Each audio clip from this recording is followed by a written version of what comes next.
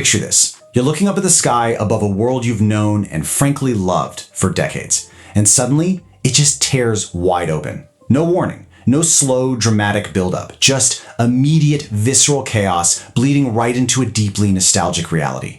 We are witnessing the absolute catastrophic collapse of a cinematic universe right before our eyes. And honestly, the sheer scale of the devastation is way beyond anything we've been prepared for. So let's break down the actual mechanics of this, because what we're looking at here isn't just a battle. It is an unprecedented multiversal apocalypse.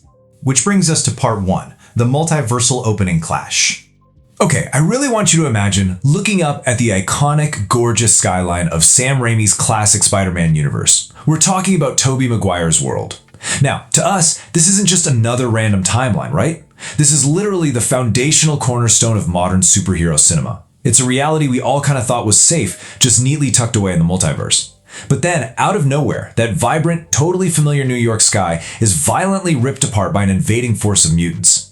It is this incredibly harsh, abrupt collision of two completely different cinematic eras. And Tobey's Spider-Man, he's just forced to look up and realize his entire existence is suddenly under siege. So let me break down the sheer brutality of this arrival for you. Leading the charge into this beloved universe, we've got Deadpool, Wolverine, and, get this, the master of magnetism himself, Magneto. This is the ultimate mind-bending collision of the mutant universe with the legacy Spider-Man timeline. But here is the part that's truly mind-blowing. While Deadpool and Wolverine lock into this brutal, totally desperate fight with Tobey's Spider-Man, Magneto actually turns his attention elsewhere. He doesn't just go after the heroes, no, he goes head-to-head with this universe's classic villains. We are talking about Magneto clashing with the likes of Dr. Octopus and the Green Goblin. I mean, it is an absolute bloodbath of legacy characters that we literally never thought we'd see share a screen together. And to really understand the sheer magnitude of this threat, we have to look at the collateral damage. We are looking at a scenario where Magneto, wielding his unfathomable, basically godlike control over metal, systematically levels the entire state of New Jersey within this reality. Just think about the terrifying physics of that for a second.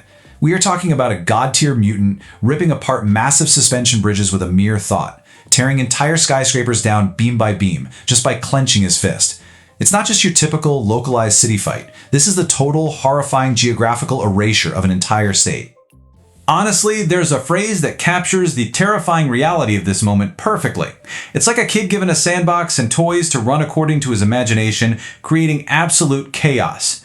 Because Magneto and the invaders aren't just fighting, they are dismantling this reality with a terrifying, almost playful ease.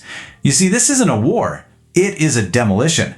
The scale of the multiversal destruction unfolding here is something that makes traditional, planetary threats look like minor inconveniences. Though, I suppose if any state had to go first in a multiversal apocalypse, well, New Jersey makes for a weirdly fitting target.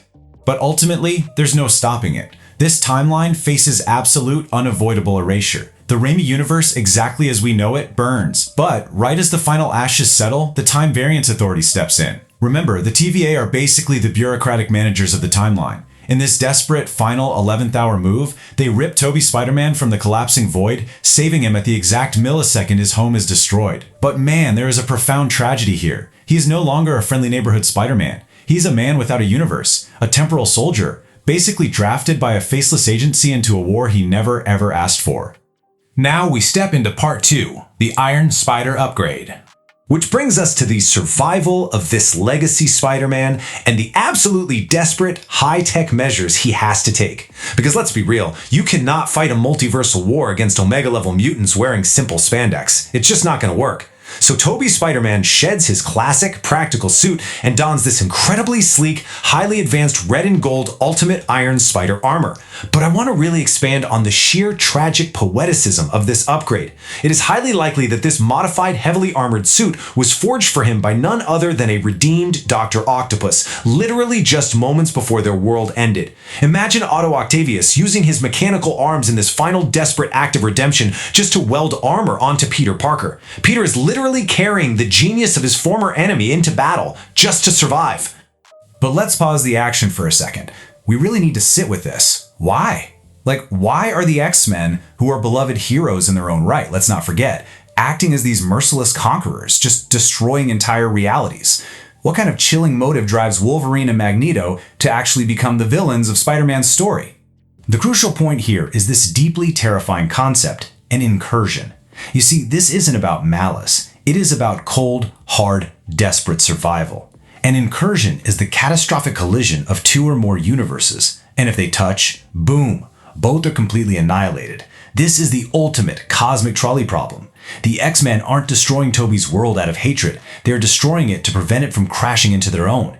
It is this impossible cosmic math equation where they are literally forced to slaughter one world just to save another. It's a horrifying moral gray area where our favorite heroes become executioners.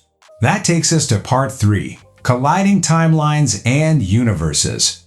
We need to zoom out a bit now. To truly grasp the scope of this massive narrative, let's map out the board of this multiversal chess game, which involves 6 distinct realities. First up, we establish Earth 616. This is our main timeline. This is the sacred timeline we've invested well over a decade of emotional energy into, right? It acts as the gravitational center of this impending, fatal collision. Absolutely everything is pulling towards 616, and its survival is currently hanging by the thinnest of threads. Next, I want to draw your attention over to Earth 828. This is the home reality of the Fantastic Four, and they are a vital piece of this puzzle. Just think about the stark thematic contrast here for a second. You have a universe built on 1960s retro-futuristic optimism and boundless hope, suddenly being violently dragged into the darkest, bleakest multiversal war imaginable. It's totally jarring. Then we have Earth 1005. This is the mutant universe. This is the timeline driving the absolute massacre we just witnessed in the opening. Deadpool, Wolverine, and Magneto are aggressively tearing through the multiverse. But again, remember, this is only because they are fighting for their fundamental right to exist against those encroaching incursions. But the board gets incredibly complex right about here, because we also have the remnants of Toby's world, existing alongside a mysterious, hidden pocket dimension.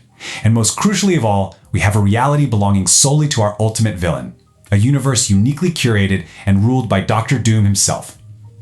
I really want you to picture what that domain looks like. Is it a fractured, chaotic battle world? Is it a cold, magical void? Whatever it is, it's an entire realm dictated by one absolute tyrant. Which brings up a massive, fascinating question for the lore. If Dr. Doom has his own completely separate universe and is not originally from the Fantastic Four's Earth 828, how do we explain his legendary history with Reed Richards? Let's be clear, Reed versus Doom is arguably the greatest, most deeply personal rivalry in comic book history. If they aren't from the exact same Earth, their iconic college rivalry seems completely impossible. So did a young Doom somehow travel to Earth 828 in his youth, spending his life there before retreating to his own realm? Getting this profound connection right is absolutely critical because it serves as the emotional linchpin of the entire conflict. Let's move to part 4, a new hero council. With worlds actively bleeding into one another, the surviving heavy hitters must forge a new alliance across the collapsing multiverse just to stand any chance at all. I want you to look at this roster. We've got Charles Xavier, Reed Richards, Captain America, Yelena Belova, Namor, and Shuri's Black Panther. These leaders are forming a brand new multiversal vanguard. And let me be perfectly clear about this. They are explicitly leaving the title of the Illuminati behind. We all saw what happened to the Illuminati in the Multiverse of Madness, right? They failed completely because of their own staggering arrogance and hubris. This new group, it is not born of superiority. It is a desperate coalition of survivors leading distinct factions, uniting under one final banner just to keep the lights on in the multiverse. Now, part 5, Dr. Doom's ultimate power. Let's examine our primary antagonist, because I need to explain the true, visceral horror of Dr. Doom. To really understand the sheer threat he poses, we only need to look at the chilling trophies he literally wears into battle. Embedded within his very armor are artifacts of absolutely unimaginable power. He wields Thor's hammer. He wears Captain Marvel's star emblem. He commands Shang-Chi's 10 rings. I want that to sink in for a second. Dr. Doom hasn't just fought some of the multiverse's greatest gods and protectors. He has utterly slaughtered them, claiming their ultimate weapons and turning them into aesthetic upgrades for his suit. I mean, this firmly cements him as arguably the scariest villain ever put to screen. And if physical and technological dominance wasn't enough, we must remember that Doom is also a master of the mystic arts. He possesses something far more terrifying. He holds an ancient magical tome known as the Word of God. Think of this like the Darkhold but magnified to an incomprehensible scale. This is an instrument of supreme power capable of fundamentally creating, manipulating, and straight up destroying the fabric of reality itself. This single artifact elevates Doctor Doom from a terrifying man in an iron suit to a literal, god-level reality warper. He doesn't just conquer existence, he dictates its rules. And obviously, a god needs his acolytes. Doom has surrounded himself with incredibly dark magic users. Most dreadfully, we learn of a corrupted sorcerer wielding a sling ring possessing a terrifying third eye. This is an incredible payoff for the lore lovers out there, visually connecting right back to the very end of Multiverse of Madness. It becomes dreadfully undeniably clear that Doctor Strange alongside Clea have fallen completely under Doctor Doom's dark sway. The very individuals sworn to protect the mystical integrity of the world are now the corrupted architects of Doom's grand destructive design. Let that sink in. Finally, Part 6, The Future of Avengers. Let's look beyond the immediate devastation here. When you lay all of these pieces on the table, the unstoppable incursions, the 6 colliding universes, a god-tier Doctor Doom wearing the weapons of slaughtered Avengers, corrupted sorcerers, and totally desperate multiversal hero councils, you realize we are facing an impossible logistical challenge. I'll leave you with this final lingering thought. Is this story simply too massive? We are looking at a narrative so huge, so incredibly destructive, that it might literally break the boundaries of a standard 2-part saga. The sheer volume of this cinematic apocalypse has birthed heavy rumors of a secret third Avengers film, necessary just to bridge the immense gap between Doomsday and Secret Wars. Think about the impossible weight of what we've just broken down today, and ask yourself, how does anyone possibly survive what comes next?